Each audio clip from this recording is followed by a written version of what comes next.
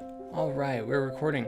Hello. So this is going to be a little video that I just put together, and I was trying to figure out like how to record this in the best way. Normally I just sit here and record it with the mic, and it felt like it needed a human touch, so I thought I'd just turn on the camera so that we could have a little bit of personality to the whole video as well. But I'm going to sit here reading this script here, and you'll get a little behind the scenes of what it looks like when I record a video anyways. Got my trusty blue light glasses, which should be called yellow light glasses because they make everything yellow. But here we go. We're just gonna get into this. So I guess as a brief precursor, what this video is a exploration of my trip to Soltara. Soltara is a plant medicine retreat center in Costa Rica that I was invited to actually in December of 2019.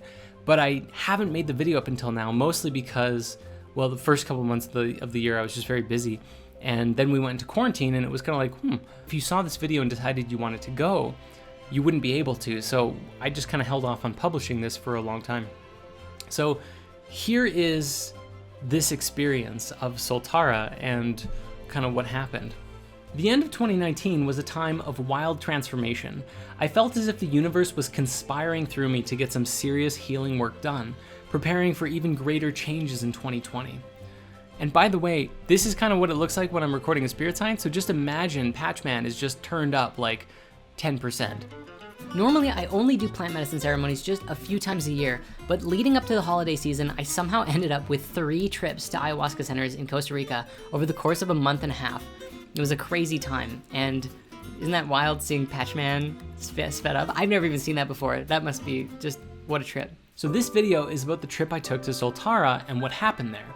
This is a beautiful center nestled on the edge of a cliff overlooking the Gulf of Nicoya with a view that never gets old.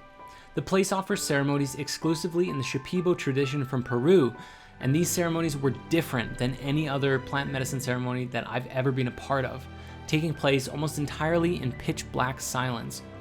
There were 2 shamans, an old couple from Peru, absolutely wonderful people who served the medicine and held the space for everyone's healing.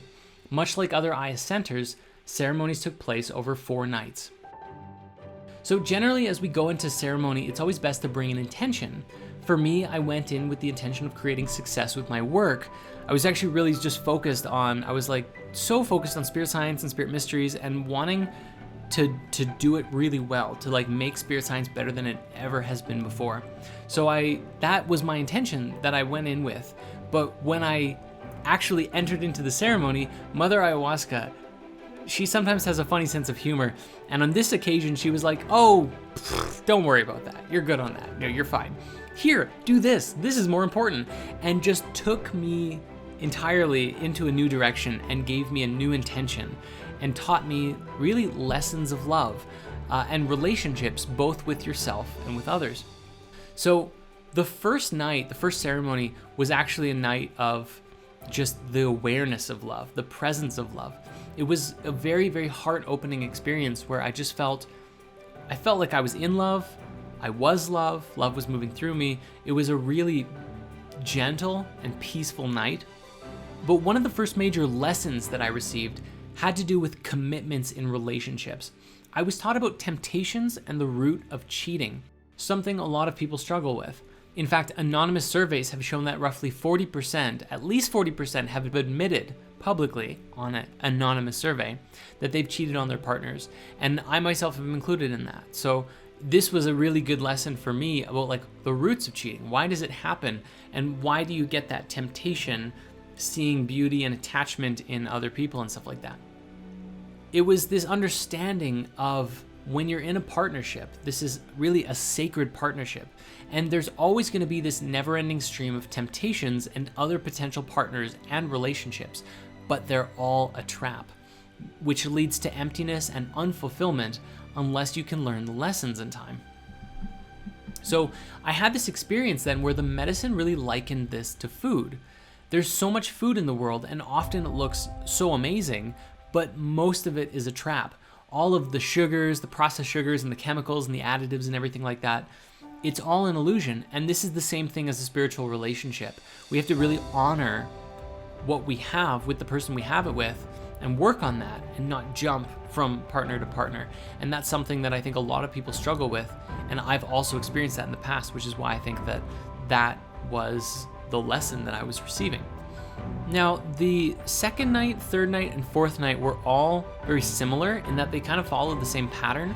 And there was this one thing that happened every night as well, usually right at the very beginning, that honestly I was hesitant to bring up and share with you here in this video because I've spoken about it before and it's a little strange. And I think people didn't really understand maybe how I was coming at it too, because the last time I talked about it was like right after a ceremony, because the medicine said you have to make a video about this, and if you don't right now, you're not going to do it ever again. You're probably going to resist it because you don't want to, but you really have to do this. So the video I'm referencing and the experience I'm talking about is the one called An Ode to Emma Watson. So to summarize very briefly, basically I've had this recurring sort of strange experience where like an astral Emma Watson will sort of show up in my dreams, meditations, and plant medicine ceremonies, and I have no idea what it means or why. And I spoke about this before, about just kind of the experience that I've had, at least one particular experience that I've had with those visions, but I never really spoke about, like how I was trying to receive it or how I received it rather. What can I learn from this? What can I take from this, and how can it help me grow and become a better person, sort of thing. So this was ongoing because like that experience and that video, the Ode to Emma Watson, happened like 2 weeks before this experience.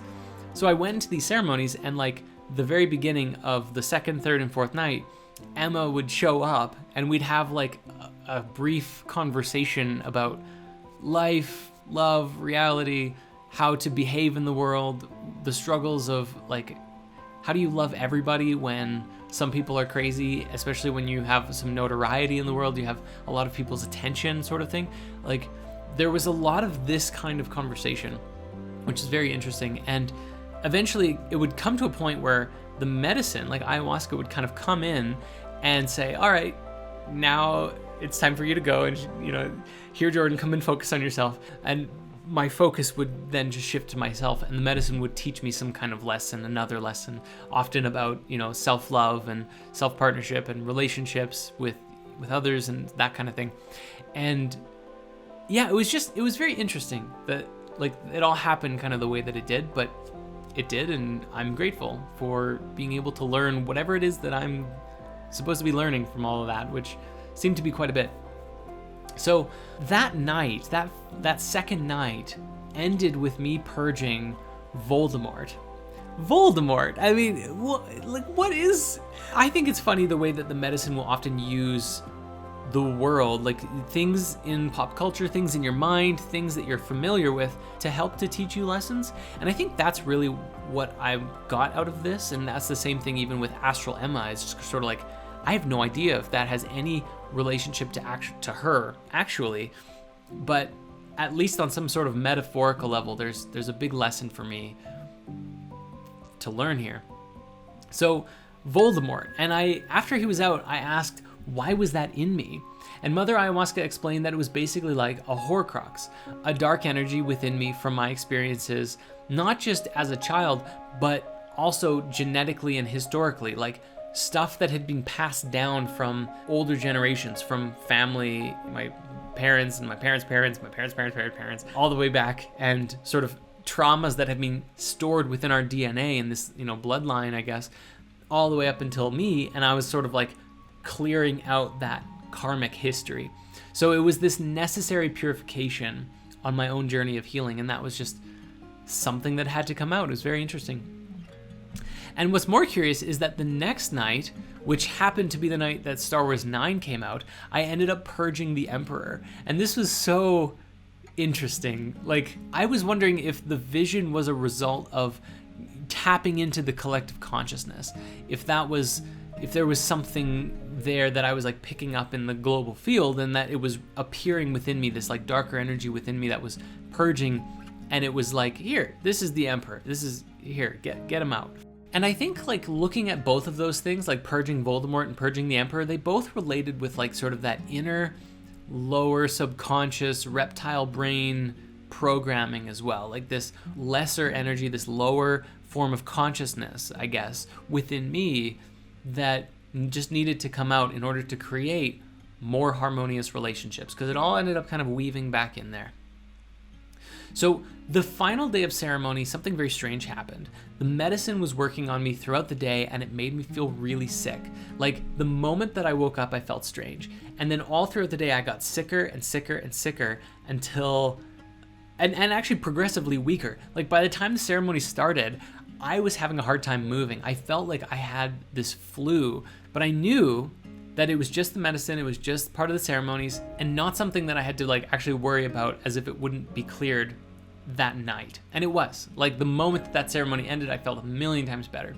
The ceremony began as it normally had, where I would lie down, I'd, drink the medicine, lie down, just be present, and then there's Emma Watson. Hello, we have a little chat. This was the time when we really actually got deeper into this, like, the struggle of being known in the world, and how you try to do things that are good, but if you make mistakes or you do something different than what people are expecting, you'll often receive this sort of massive collective judgment, criticism, and ridicule. And that's something that is a struggle. Like, I've experienced that, but probably not, at least, from Emma Watson's perspective, not nearly to the degree of her. And I don't know exactly why I received that, but it was a good awareness to have of, like, I think for myself, of like not being so afraid to be bold. Because I had also just read Marcus Aurelius's book, who's an ancient Greek / Roman leader, who was very much a philosopher. And he has this book called Meditations, his philosophical beliefs and stuff as a leader. And one of the big things was, don't worry so much about what other people think. And I think within me, I've made spirit science, I've actually kind of pulled back a little bit on the boldness of these videos because of the way that people would react to them sometimes, and trying to be a little bit more careful with the sources and careful with the way that things are expressed. But at the same time, I pulled myself back and held myself back from really exploring such a dynamic range of what we used to talk about kind of thing on spirit science. So the underlying energy here was, how do you love everybody unconditionally no matter what? And the conversation also took the lessons of true love from self-partnership all the way to community partnership. And so this was a great little astral chat that we had. And at the end of the conversation, she actually told me she was like, you need to go and drink more medicine right now. I'm like, you're the boss. I don't know what, okay, yeah.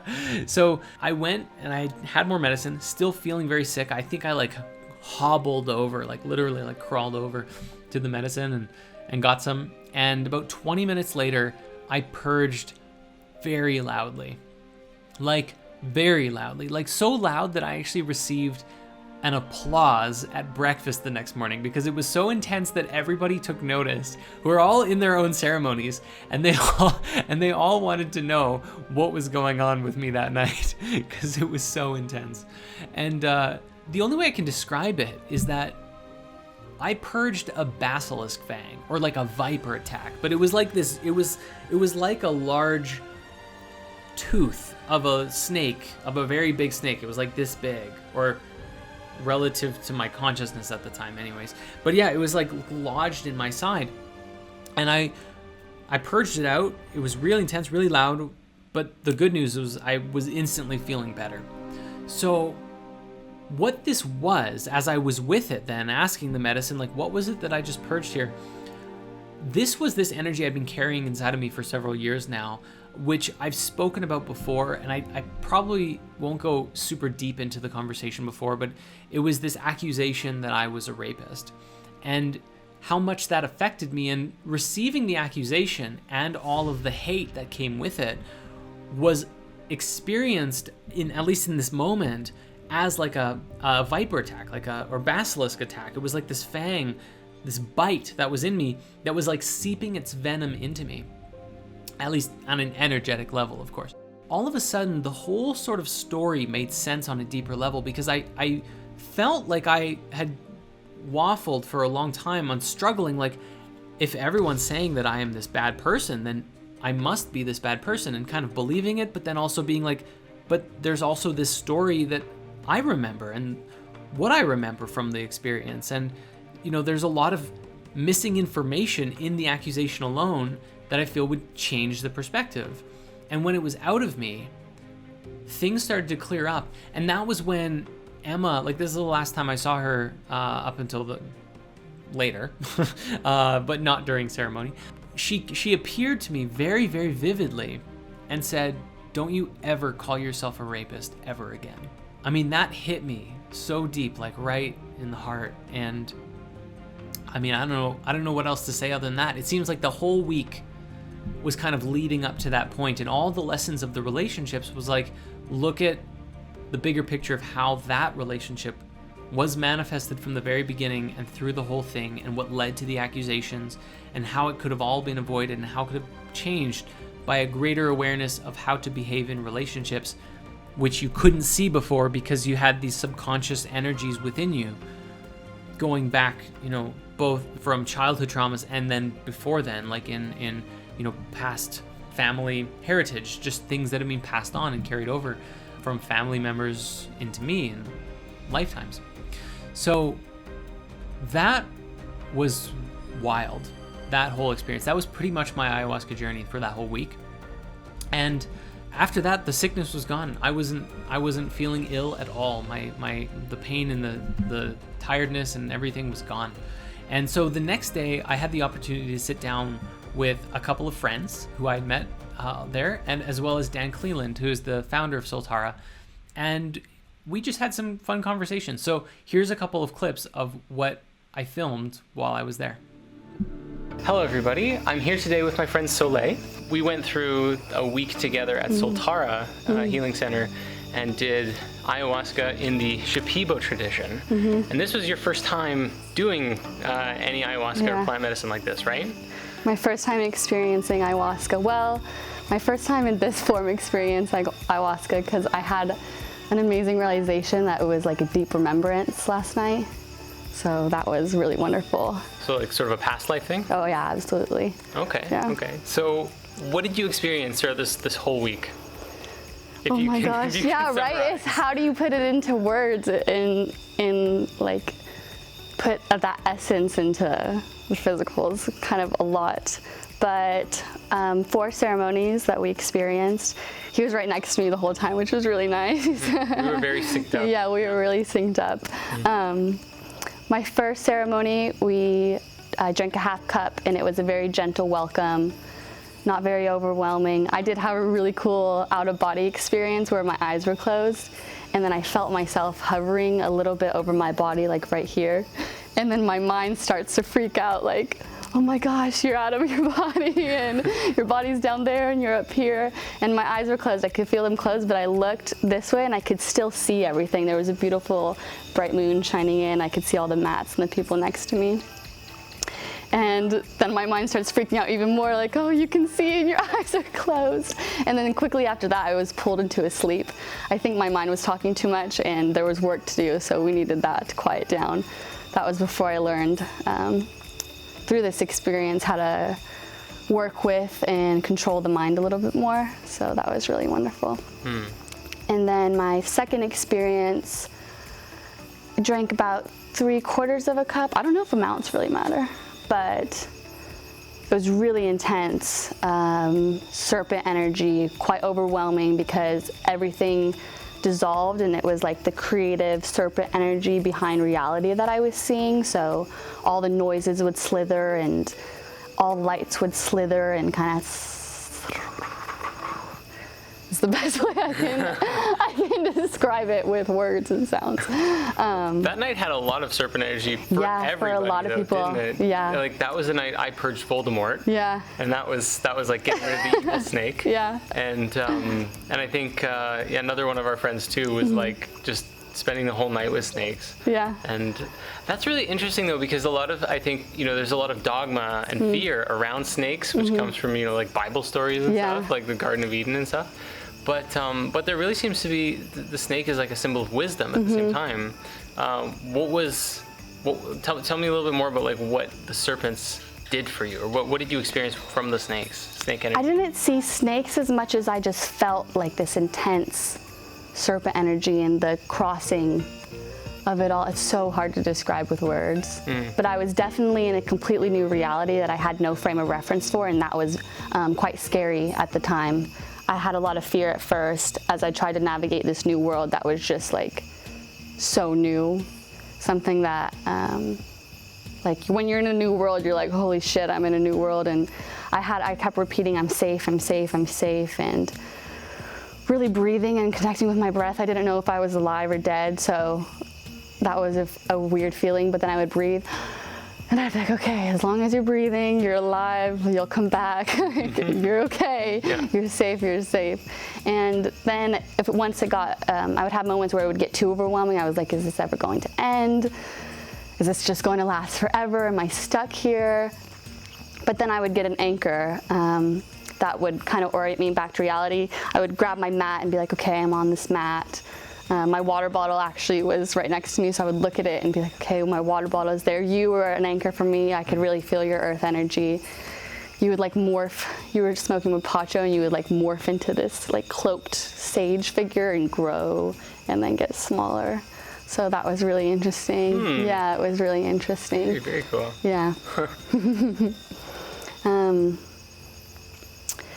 And then every time I would get pulled out a little bit more into reality, I'd be like, okay, whew, a welcome relief. And then when I would go back in, I would be able to handle it better. I could navigate this world a little bit more. I learned about my tools and my breath, my body, my ego. I became so grateful for my ego because I realized it keeps us alive and keeps us breathing, and I could trust it. And I felt it once I honored that and thanked it for its work and service. I felt it just cover my body in like light armor.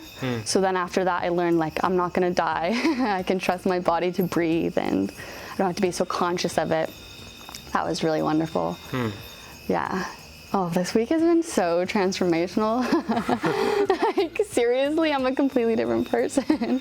Not even a different person, a different being. Like, yeah, a different being. It's amazing. Is it possible to put into words how, like, what the overall theme was of the transformation that you experienced? Like, how you transformed or how you're different? Absolute and utter complete rebirth and total freedom. Like, every cell is alive and dancing, every single cell, and it feels so amazing, and I just want to play and play. Like, I just want to play.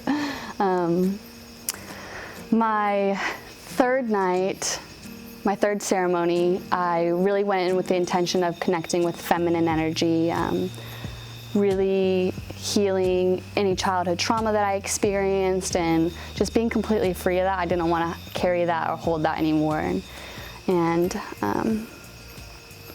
I absolutely did. I connected with my intuitive self, my intuitive eagle, which I was doing this and like placing it on my forehead right here, and then the wings are protection, and I could feel the sight, the eagle sight. Like I would go like this and like pull it over me like this, and I was like, whoa, completely new sight. I'm seeing everything so differently now. It's really wonderful. And that was utter freedom too, because now I realize that my eagle's constantly over me, guiding me, protecting me, circling. Every step there's like divinity in every step, and I like to do fun things like skydive. So, and I experienced a lot of anxiety when I was younger, a lot, like social anxiety, and so every time I would go in the plane or go to skydive, I would experience a lot of anxiety, like in my relationship with death, and having to let that go and overcome that fear. And now I'm really excited for when I can skydive again, because I don't have that anxiety anymore. Like, that fear is gone because I know that I'm intuitively guided in every moment, and that's really, really, really wonderful. Yeah, I can't even describe like how amazing that feels and how life-changing that is. I realized also that fear is a tool, and it's like the eagle's cry. So when I feel the fear, listen to it and follow it. It's very important. And also, now that it's attached, now that I recognize it as part of the eagle, it doesn't have a mind of its own, so that anxiety can't loop, and it can't kind of turn my head in a tizzy and get that feeling in your chest where it's like hummingbird heart. So that was really, really wonderful. Totally was able to honor my mother's power, and I was born to a wild woman, and she started initiating me early by being an embodiment of duality, of darkness and light, so really wonderful moments, and also darkness, but through that I was able to grow and step into my power, starting from a young age. So I really am so grateful for her, and I was able to talk to her and call her and just completely honor her for the blessed mother and wild mother and powerful woman that she is, and honor the intuition that she's given me, and that has come from my maternal side of the family, from my grandma, when it comes from her like following her intuition, and how all of that has led me here. And it was very complete moments. Yeah, really wonderful. Amazing. That's like the word I could use to describe this whole week, is wonderful. Like, everything was so wonderful. Seriously. I came in with the intention of full empowerment and integration and full self-sovereignty, and I definitely have been through that transformation, and it feels so amazing, and I want everyone to feel this. Like, I want everyone to feel this innate power, this divine blessed like gift that we all are, this multi-sensory being that we can become and evolve, that we're evolving into. So yeah, the embodiment is just really wonderful. Yeah. Beautiful. Yeah, really beautiful. Really beautiful. And I read a book called Seat of the Soul that talks about how we've evolved to this point as humans. We've evolved from apes, or whatever you want to call it, and we're evolving past this point. So what does that look like, and how can we consciously usher that in and feed that? And like, there's so many possibilities. The world, as we know it, is always being destroyed and created and born new, and it's just really amazing to see that and honor that and be part of it, and really amazing to be a part of it. It's happening now. Yeah, it's happening now. It's so crazy. Awesome. Yeah. Well, Sole, thank you so much for joining me. Thank you so much. Sharing your story as well with everybody. Yeah, absolutely. I'm really grateful. Me too. I'm really grateful that we were able to experience this together. This was a divine connection, for sure. Yeah, definitely. Awesome. Well, here, give me a hug. Thank you again. And see you later. I'm here with my friend Luke, who was with me during this week at Soltara. Luke, this wasn't your first time doing ayahuasca, was it? This would have been times 5 through 8. 5 through 8. So 8 in total now. I did 4 earlier this year, and then this was my second set of 4. Right. And how was the experience? You know, it's much different than the other times. I think what I'm realizing now about ayahuasca is that it's futile to get attached to one particular version of the experience. I think the ones that I did before, at least 3 of the 4, were quite intense and just very visual and lasted for a really long time in the most intense parts of them. And so this time there were moments where it was much more subtle, or it took longer to come on. There was one night where felt like I took too much and it was kind of too strong, and I just felt sick and not much else. And so I think just as far as like the effects of it, it varies so much. And so that's like one takeaway just as a technicality. But in terms of the transformational aspect of these experiences, I set the intention when I came in here to really look at a pattern that I've noticed in my life, not all the time, but sometimes, and a pattern that I don't like, and that is being in relationships of different types where I feel like I don't have a voice and I'm unable to create boundaries and really take care of myself. And so I was looking at like why I find it so difficult at times to confront a situation and change it, or leave a situation that I'm in. And that was kind of one of the themes that I was wanting to work on, and that led me down this sort of rabbit hole of sorts into not only that, but just having a greater sense of being at home within myself, and finding my own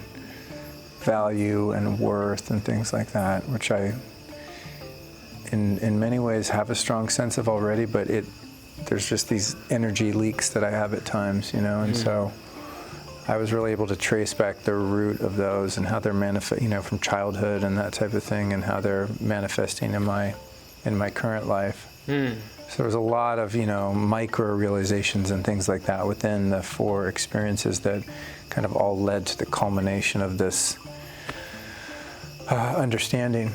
Yeah. I mean, how would you say that you changed as a result, like kind of now that you've been through this, like, you said you have these like kind of energy leaks and stuff. Are those patched up? Are those healed up sort of thing? Yeah, like patching your bike tire, we got to hold it underwater to see if it bubbles, I think it's that I have something, it's funny, it's like, it's hard to explain these things that are on the surface seem fundamentally basic when you explain them, but when you have the felt experience of actually living through those different dynamics and really seeing the skeletal framework of the patterns in such clarity, that it's more than just like an intellectual understanding of why I was a certain way or was having problems in certain areas. It really is that there's an internal change that's taken place, because not only do I see the root of the problem, I have a very concrete practice that I can apply in my integration back home to overcome that. And also, I truly believe that some of those things were healed, restored, and permanently altered in the experience. So one thing that became abundantly clear to me was that when I was a kid, because I experienced neglect, abuse, trauma quite early, I never really developed a sense of self.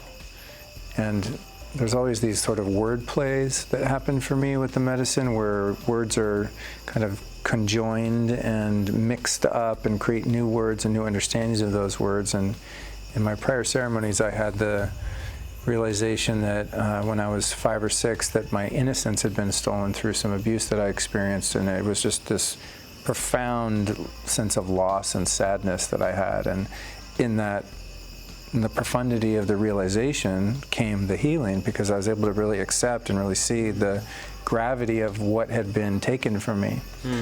And this time I didn't go into too much of that, because I felt that it kind of been covered, but I saw that word innocence in relation to the root of when I lost that self-identity and that sense of autonomy and really being one within myself. And it was that I lost my innocence, but I lost my inner sense. In other words, the sense of who I am inside, that inner sense that I may have had in those first, 3 or 4 or 5 years developmentally, but those would have really come between 5 and 12, which is when your personality is formed and you're walking around in this theta state and you're being programmed by your environment and your caretakers and the culture or tribe in which you're being raised. But because that inner sense and innocence was taken, then I didn't have the root of that to work with in order to further develop and go into my adolescence and then my teens. So there was never a sense of self. So to me, I went to drugs really early on and alcohol, and then further lost that sense of self, because the sense of self was outside of me as something that I could use to feel complete and whole. And as I moved into my adult life in my 20s and stopped doing drugs and drinking and got sober and started to live a healthy spiritual life, the getting that sense of self has been very slow over the course of 23 years, and still in moments in different types of relationships, have found myself losing that. And these were all realizations that happened in the last 4 ceremonies here, that it's just, I've been looking for the sense of connection to myself and the sense of being at home. And so when there's a situation, say in a relationship that's not serving me, and I'm having a difficult time confronting it or leaving it, or having, find myself kind of people-pleasing. Yes. Why am I give up your power? Yeah, why am I putting up with this shit? Like abandoning myself, right? Yeah, Being inauthentic and sort of withholding aspects of how I feel or who I am in fear of being rejected or abandoned, and it's like, why would I do that? And it's like, because I'm looking for that sense of comfort and connection outside of myself, which is a valid way to have it, but if I don't have it within and my own home isn't within my own heart, then it seems I have a propensity to kind of lose myself in seeking that from outside. And so that was like a huge anchor that really hit home for me. Yeah.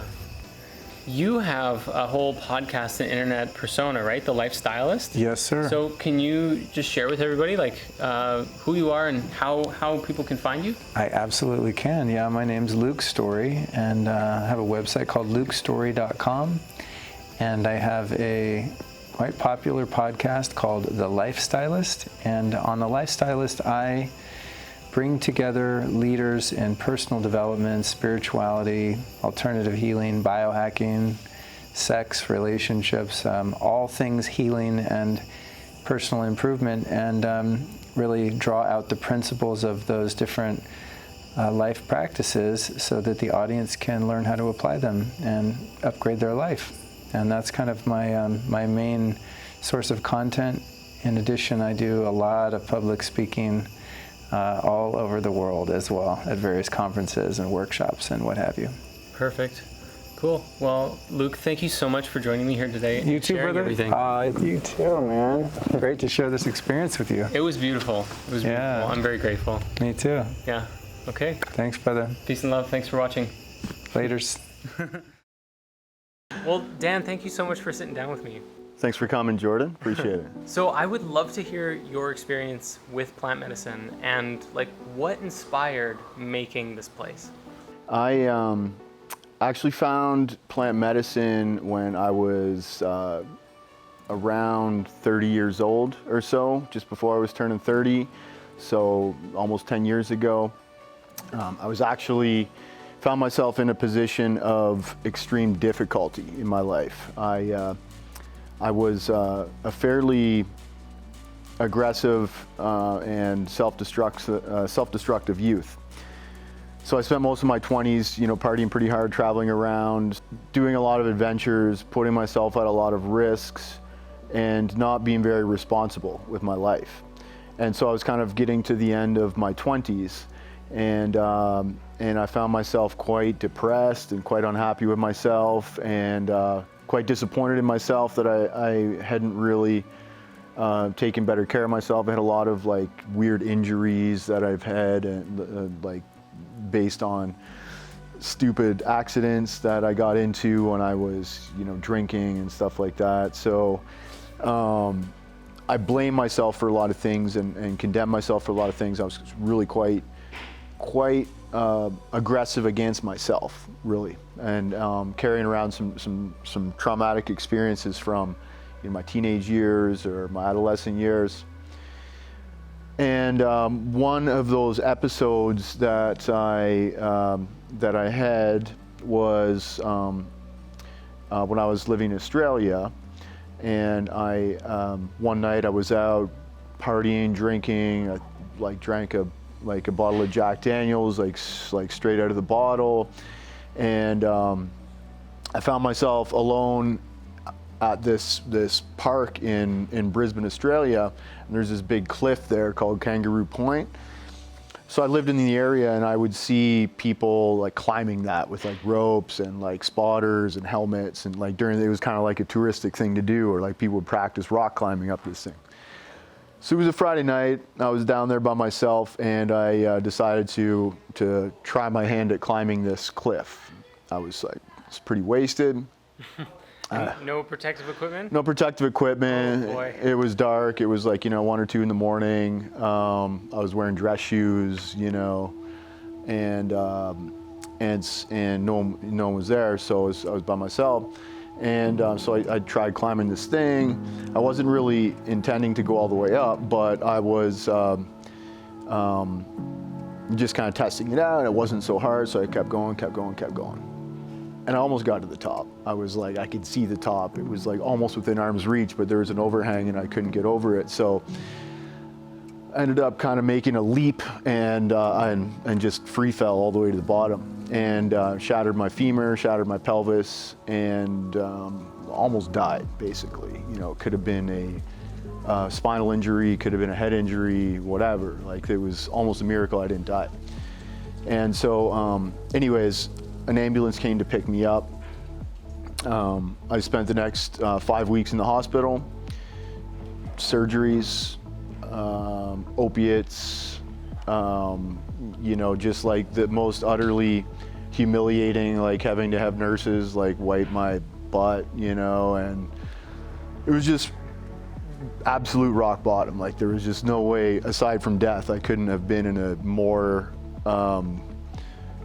excruciating point in life, right? So, so anyways, I had been aware of the medicine before that, but I didn't actually seriously consider it until that point. So that was in 2009 when the accident happened, and so I kind of spent, like, you know, Christmas and New Year's in the hospital leading into January, and the first kind of 4 or 5 months of that year recovering. I was in a wheelchair for a bit, I was in crutches for a few months, and when I was in the hospital, I actually started to, like, really seriously consider ayahuasca, because I recognized that, like, all of these things I was doing to myself, like all this self-destructive behavior, was caused by just these embedded kind of traumas and just these negative programs that I had that I just couldn't shake. Yeah. So yeah, I made a choice to pursue the medicine, to find the medicine, and I did in 2010. I had a ceremony in 2010, which was really quite powerful. It was actually, I think, probably the most powerful ayahuasca ceremony I had. Was the very first one that I had, and I wasn't expecting it, you know. And it really, really got to the root of a lot of the programs I was carrying. I had a massive purge. I had, you know, a lot of healing, a lot of emotional purging, a lot of physical purging, and it just kind of realigned my direction and just, like, set me on this path toward working with medicine. I became very interested in it. So that was in 2010, and I just I started going down that path, and just, you know, over a series of a couple of years, getting more and more experience, work with the medicine, and learning about it more.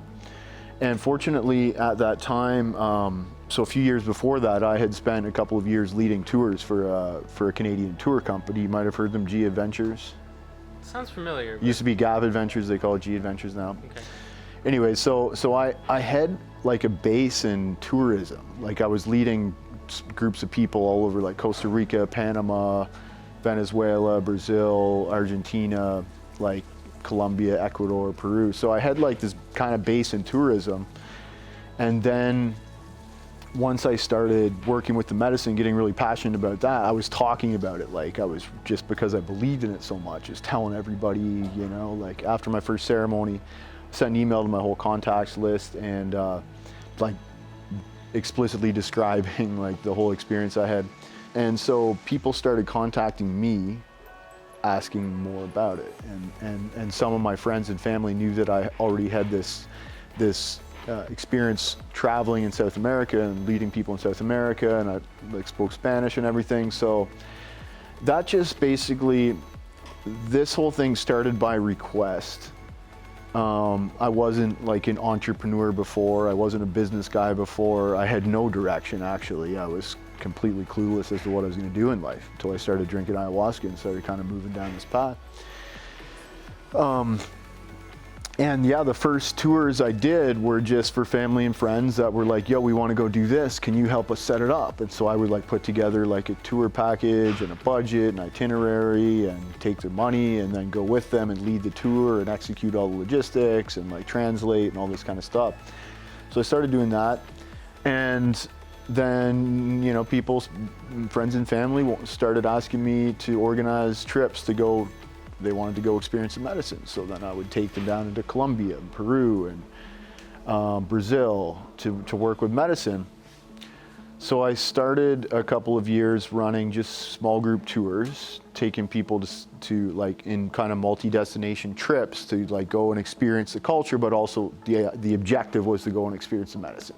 after a couple years of doing that, I built a center in Peru. So in the Amazon jungle, a Shipibo healing center near Iquitos, and ran that for a few years. And sold that in 2017 and came up here. So actually, Melissa, my co-founder, who you know here, she joined one of my trips in 2013, and then she passed some time working in the States, and in 2015 came to work at my center in Peru. So we worked for a couple years together in Peru, and then once I sold the center in Peru, she continued working for the new owner down there. But then through a series of events and kind of intuitive occurrences, like the idea came up to build Soltara. I was not intending to build Soltara when I sold the center in Peru. But yeah, it ended up seeming like a really good idea after some deep consideration and a couple of kind of like, when the path kind of just like lights in front of you and you're like, that's kind of a sign, and that's kind of a sign, and that's kind of a sign, and here's this opportunity and that opportunity, and etc. So it just kind of became obvious that it was the right move. And when I came to visit this property and I saw the property, I thought, yeah, this place needs to exist. So originally I didn't want to. I knew it was going to be a huge challenge with a bunch of moving parts and some significant risks. I knew it was going to be a lot of work. I knew I was going to have to make a lot of sacrifices for it. But yeah, when I got here and I had the kind of the vision of what it could be, and yeah, I was just kind of got this singular question was, does this place need to exist? And the answer was just yes. So I proceeded and then was still in contact with Melissa, and we started bouncing around ideas, and I asked her if she's willing to give me a blood oath. If I were going to start this thing, she's got to give me a blood oath. And so then, yeah, we started formulating the concept and putting together the team. And Melissa actually took a leading role in actually developing, how we were going to run operations here, and kind of what our ethos were going to be, and what our brand was going to be, and we just proceeded. And so then, selling the center in Peru in like July of 2017, while simultaneously looking at this property, we purchased this property in November of 2017, started building in December.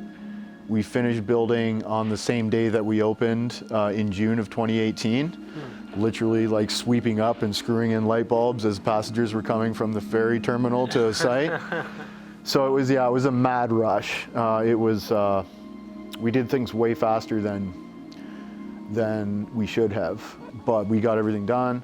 We got open, and it's just kind of been, slowly just organizing things to get to the place where we want to be. And yeah, so we've been open since June 2018, and so just like, about a year and a half. And things are starting to calm down a little bit. Yeah. A little bit. Thank you so much. Now I'm curious, what is the inspiration behind going with the Shipibo tradition as opposed to some of the other traditions that exist out there?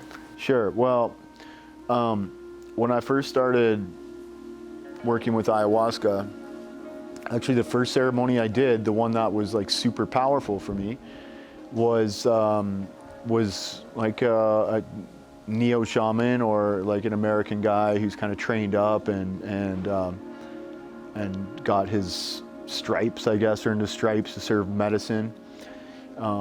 He sang in Spanish and English and played instruments, and some other people in the room played instruments.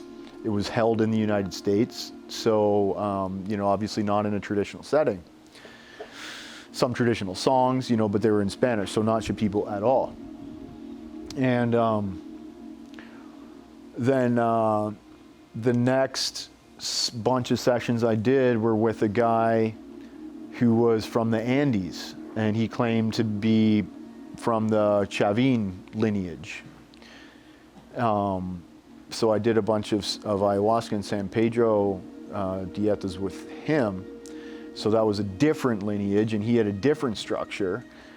So his was actually serving the medicine to the participant in like a cup, and then telling you, like a coffee cup full of ayahuasca, and then telling you to go to your tambo. So you'd sit in isolation by yourself in the jungle in a little 2 meter by 2 meter tambo, or 3 meters by 3 meters, screened off like little cabina.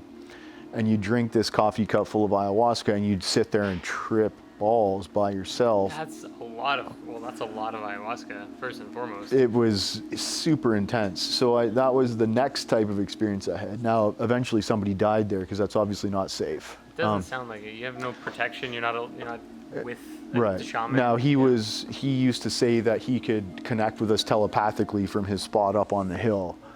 But, I mean, this guy has long since been proven a practitioner, performing malpractice. So anyways, and then after that, I moved to Brazil.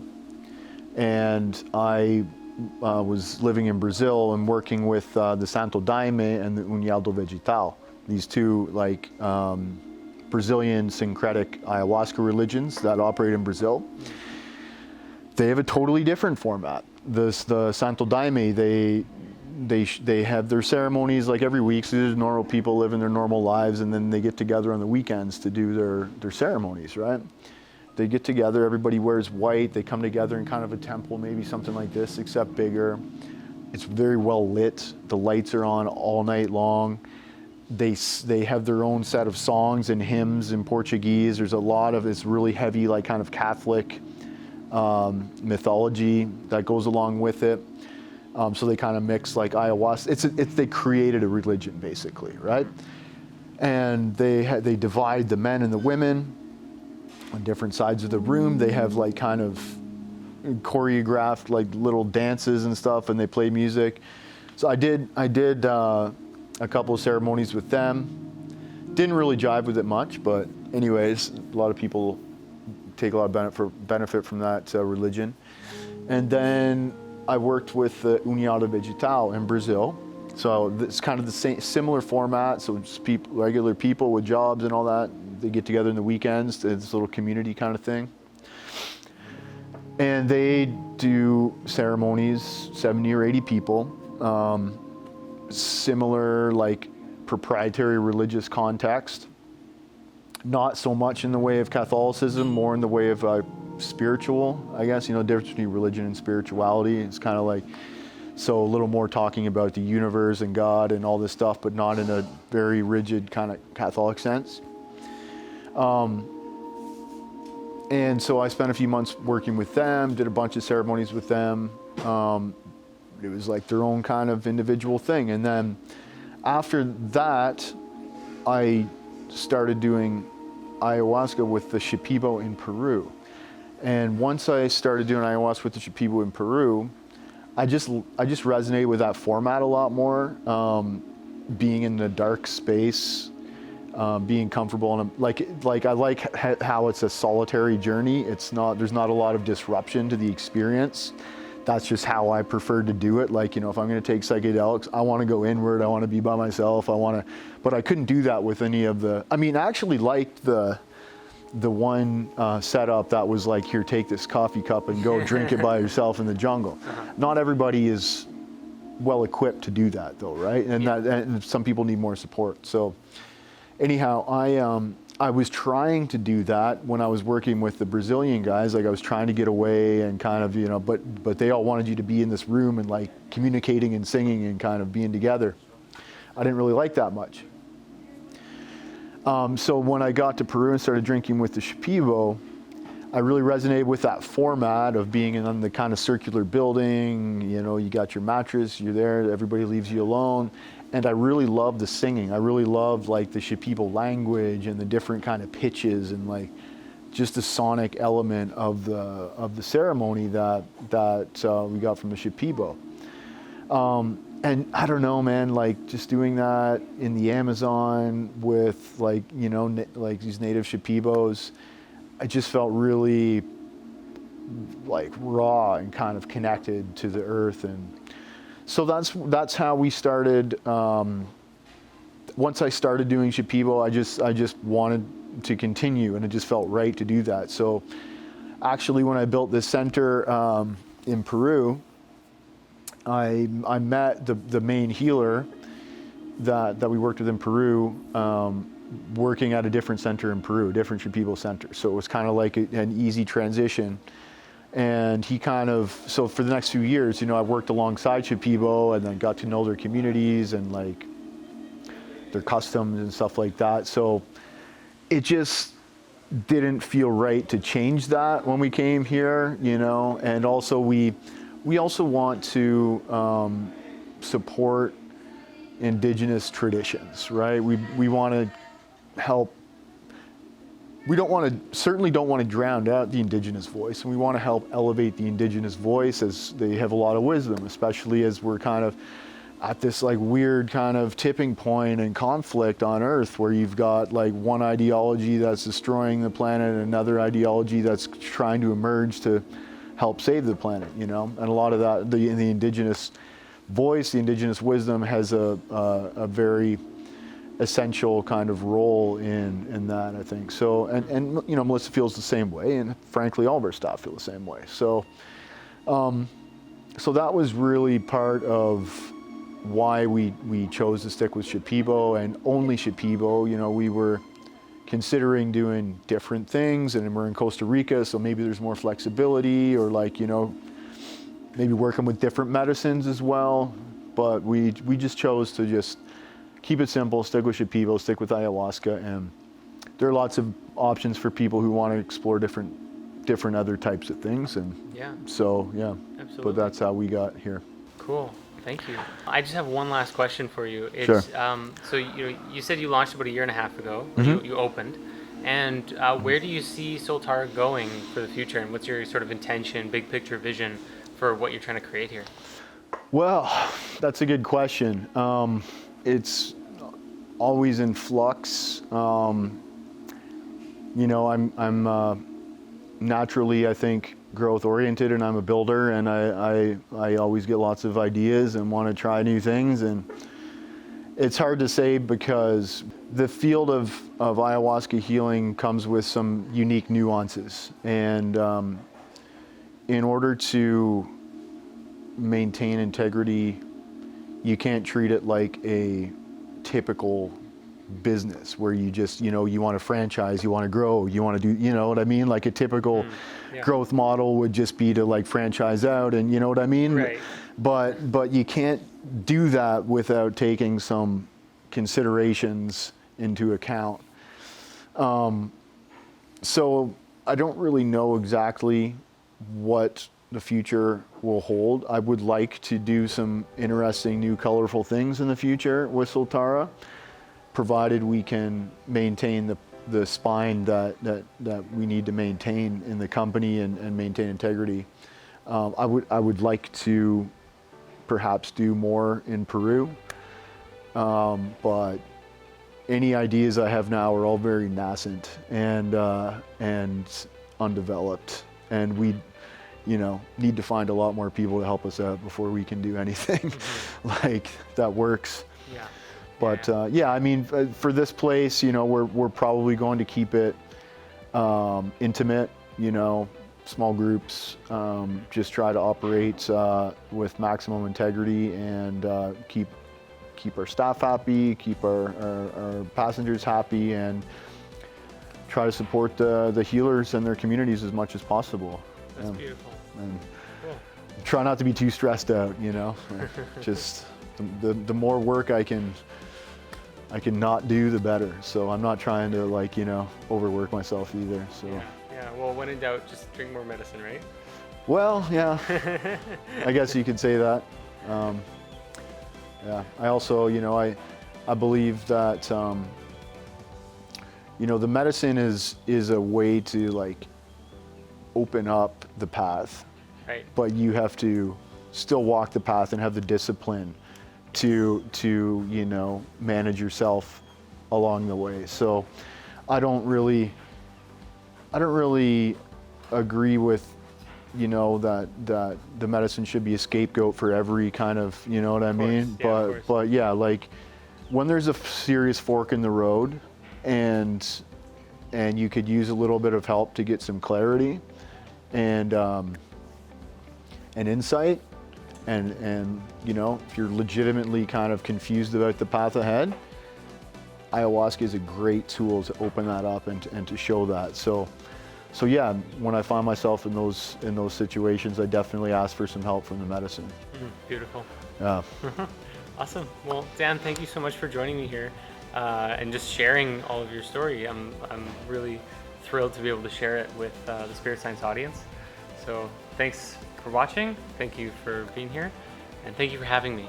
Hey, I appreciate you coming, Jordan. It's Yeah. been a pleasure talking to you, getting to know you and everything. Yeah, absolutely. Follow Spirit Science. All right. So I'd like to end this video by thanking you for joining me on this journey today and sharing with me in the transformative and healing wisdom of plant medicine. I'd also like to thank Dan Cleland and the entire Soltara staff for being wonderful hosts and supporting me through my own journey. I'd also like to thank the spirit of ayahuasca for always giving me exactly what I need, exactly when I need it. So if you're interested in checking out Soltara, you can find links in the comments below. Thank you so much for watching, and I'll see you in another video.